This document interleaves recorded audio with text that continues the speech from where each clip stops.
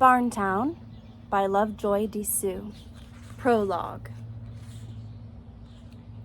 Winds of unease and uncertainty trace a tumultuous path in her troubled mind.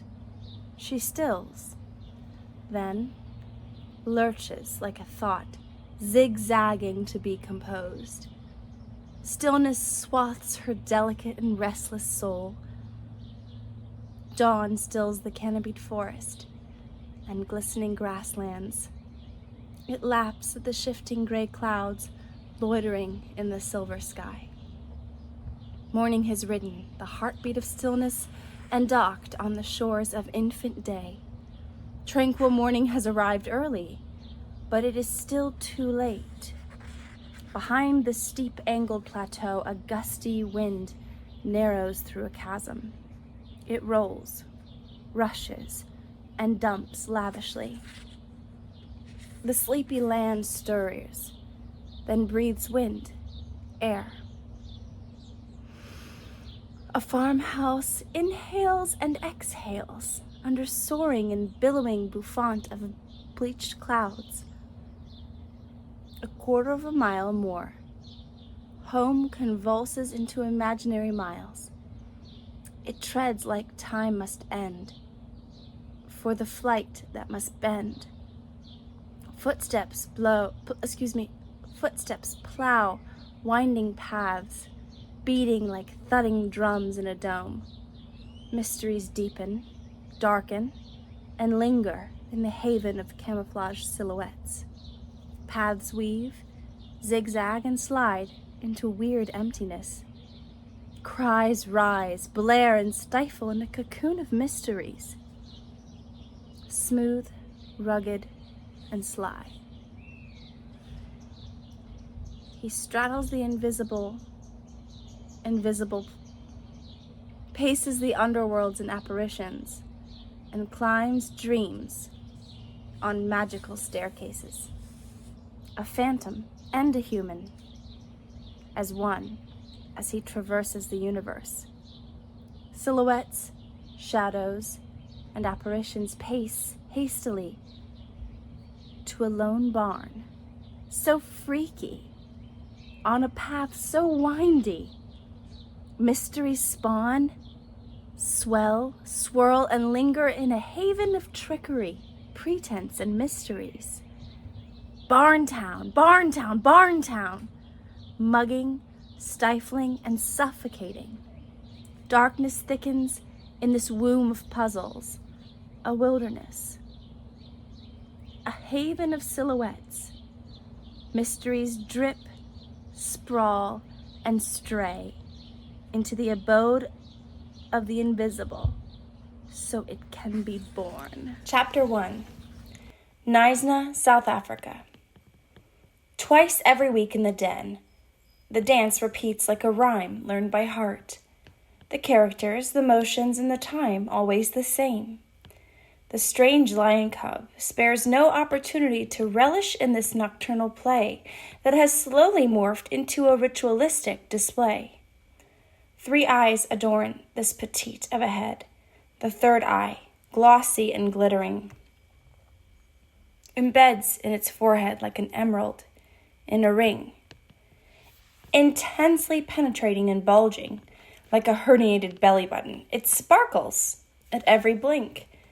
An unusual glint layers this strange eye. Showers of sparks fly from it occasionally, zigzag and illuminate the dark den. Often, its mother, the lioness, startled by the sudden sparkle of lights, will jolt, snarl furiously, and whirl till she tires and lowers to the ground. The unwelcome intrusion, whenever it happens, seems to shatter her delicate repose. Its littermates are too deeply engrossed and suckling to notice the strange events happening in the den, but for its natural speckles, yellowish-brown hair, and an unending pitiful mewling, always accompanied by whimpers and whines, you could easily mistake this cub for an alien creature. This morning, 4 cubs gulp up every moment of their mother's attention, for weeks and counting. and she's still licking them all over passionately, her maternal rhythmic strokes calming every fear, soothing the pains of hunger and stimulating their rapid growth. But she is beginning to hunger and tire. The crash of tiredness weighs her down like an anchor. The sting of hunger nips at her tummy constantly. However, the intensely pleasurable fragrance of budding flora and booming fauna tracing into the den blasts her nostrils like the gust of earthy wind before a rainstorm and somehow satisfies her hunger, if even for a couple of hours. She salivates. She's thirsty. She licks her wet nose delicately. She will leave the den briefly to quench her thirst today, hopefully. Her natural hunting instinct gnaws at her relentlessly and heightens her urge to hunt, but her maternal instincts restrain her like a leash. Her maternal and predatory instincts tussle daily. Her thoughts straddle both instincts, and she reluctantly gives in to the former. Her motherly instincts are just too overpowering now. They pull at her heartstrings and burst within her like a geyser. So far, she has successfully eluded the fearsome roaming male lions. Her cubs are safe, and she's content for now. Almost every night, she hears the growls of the beast tear into the otherwise quiet night. A shiver wiggles through her at the mere thought of the growls. Her plans, so far, seem to be progressing without any hitch. She will follow through without it deviating. She will follow through with it without deviating. The cubs must suckle at every opportunity and grow stronger quickly if they are going to depart from this hideaway early. She has peered at the entrance of the den a zillion times, but has not mustered enough courage to approach it and escape the den briefly. She cannot bring herself to leave her beloved litter, even for the briefest of moments. The last time she did something like that, she suffered the tragic anguish of losing 2 cubs of a litter of 3 to hungry predators. That raw memory still lingers and stings like a bee. Not again. Not when she can survive a week or more without hunting for food. She chose this den carefully, but for the brushes and thick foliage swarming the mouth of the den like bees crowding, it would be visible to the naked eye. This den is familiarly etched into her memory like a beloved poem. Her first breath of life and meek infant cries are monumentalized here. Those cries ring raw in her mind like it was yesterday and remind her of a time when she was a cub.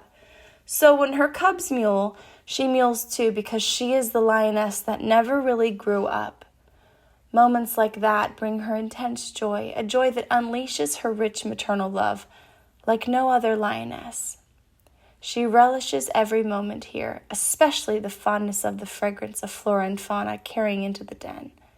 The same fragrance that lowered into this den of her birth at the infancy of dawn. 4 cubs, 4 beautiful cubs enrich her life now. But the last one, the 3-eyed cub, seems to be out of place among her litter. The cub's condition weighs heavily on her mind like a block of concrete. The weakest of the 4 litters, it barely suckles. Its pitiful mewling pulls at her heartstrings, leashes her predatory instincts, and oppresses her mind. But for how long? She knows she cannot go on like this. She must hunt, and soon, if she's to sustain her cub's relentless suckling. The strange little creature seems to awaken something in her. Something about the cub spooks her, but she is unable to pin down exactly what it is. She is certain it is not the 3rd eye, holed strangely in its brow. That does not bother her at all. It must be something else, something she thinks she can only pick up with a 6th sense, perhaps. However, one thing is clear: the cub has stretched her maternal instincts thin. Not a single trick she has tried to get it to suckle has succeeded. Now, she's at a loss as to how to ensure its survival. One day at midnight, while the lioness and the cub slumbered, the three-eyed cub glows. It is a mass of blazing, bright green, orange, yellow, imperial red, and hot magenta. The den lights up quickly. The three-eyed cub stirs, surges to its feet, and snags to attention. A shiver shoots through its body. It shudders. Sparks of light, varying colors, discharge from its third eye in rapid succession, bounce off the walls of the den like ping-pong balls, and trace back to the cub's revolving eye. The eye is brandishing sparkles, glittering with zest and glinting at every blink.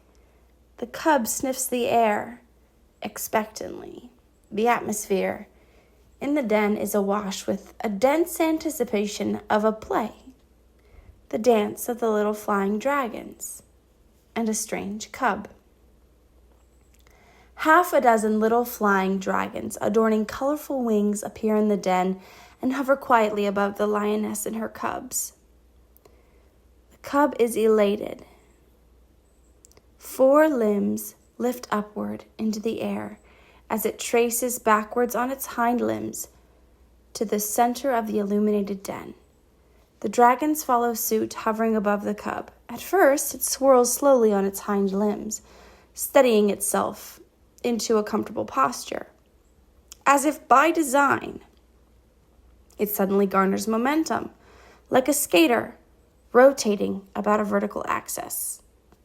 The dragons link together and rotate about the cub.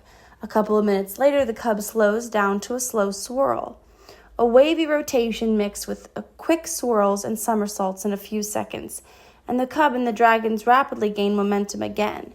They rotate at giddying speeds, dancing and somersaulting in a frenzy till they are almost invisible, and then the dragon's rotation slows and they resume hovering above the cub. The cub swirling also slows instantly as it angles its body and beams colored lasers from its revolving third eye. The speedier the discharge of the lasers, the swifter the dragons swing in the direction of the laser beams. Abruptly, every activity in the den halts. The dragons zigzag through the air and come to rest on the walls of the den quietly. The cub stills in the middle of the den. Silence descends into the den like a mist in a valley. The lioness and her litter are still fast asleep. Somehow, and mysteriously, the lioness and her litter seem to slide into an unusually heavy sleep on the days of a play. A minute or so later, the cub straightens and begins a slow circular motion. It is giddy at first, but pivots anyway. It trembles slightly as its ears flicker and then peck up. Multiple colored lasers shoot from the revolving eye like bullets. They hit the roof of the den, bounce down to the ground, and burst like firecrackers. The last night of the event is the trance dance. Here is a stimulating and breathless shaking of body to imaginary beats of throbbing drums. It jerks rhythmically as though energized by an invisible force and leaps about excitedly like an impala. Then it levitates and somersaults through the air so rapidly it is barely visible. It lands on its hind limbs and quiets down. Following is a rapid and calculated stumping of hind limbs at lightning speed that numbs it into reality. A couple of minutes later, it slows until it's barely moving. Suddenly, it leaps into the air, spins at great speeds, and gradually lowers to the ground. The intoxicating allure of the dance is not lost on the astonished dragons. Try as they can, they fail in their imitation of it. They hover around the cub till it slows to a stop. The cub's glow dims, and it hurries back to join its littermates and mother. The last of any light in the den ebbs. Darkness quietly settles into the den like an occupant, and the little flying dragons light up and exit the den. 3 days later, at midnight, they are back at it again. The cub glows a bright carmine red and amber glow this time. The den lights up briefly. The lioness and the cubs drown in a heavy sea of slumber. A soothing calmness fills the den and rubs tenderly on everything like lotion on skin. The only sounds fracturing this oozing tranquil is the pulsating snore of the lioness and an occasional sneeze from the litter. The cub's glow intensifies. Suddenly, it levitates and cuts through the air like a blade to the center of the den and then lowers to the ground on all fours. Its gaze locks on the entrance of the den as though in expectation of arrival. It waits patiently. A feeble and fleeting mewling from the litter freezes it momentarily. The cub's glow dims briefly and then brightens again. Moments later, it levitates again and begins a slow rotation in the air alone. Slowly, it gains speed, whirling in the air like a rotor as it flashes multiple colored lights from its revolving third eye. Then it slows to a gliding dance in the air when abruptly the lioness jolts and yawns loudly in her sleep. The cub's glow dims instantly and it plummets to the ground.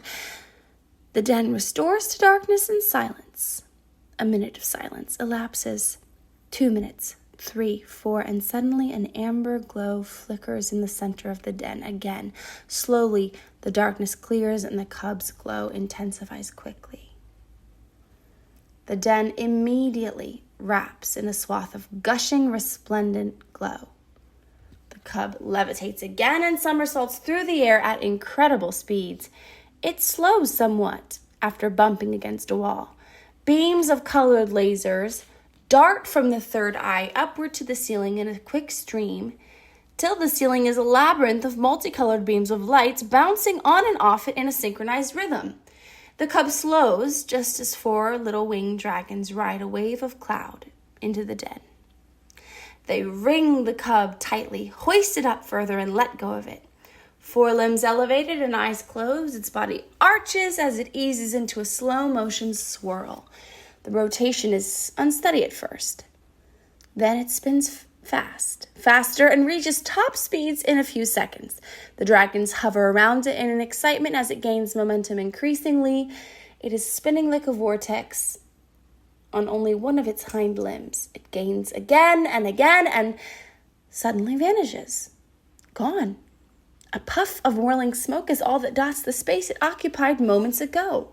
The dragons fly through the swirling smoke and about it in confusion. They trace a puff of smoke to the mouth of the den and peer outside. Nothing. They retreat into the den, buzzing uncontrollably. A dragon shoots a couple lasers to the ground, tracing every inch of it. There on the ground, in an illuminated corner, a petite heap of coiled fur mewls in agony and heaves in discomfort. It is the cub. Its fall was so lightning, the dragons hardly noticed it. They swooped towards it like falcons dive-bombing prey. At the touch, the cub winces. Whatever little energy it has left in its tired and feeble body quickly translates into further mewling and groans. A couple more lasers hit it. It jolts, lets out an agonizing cry, and goes limp. The dragons hoist it and examine it thoroughly with the precision of skilled surgeons. After short deliberation, they transport it to its mother and place it among its littermates. The dragons hover above the lioness and her litter briefly and depart the den. The den goes dark again.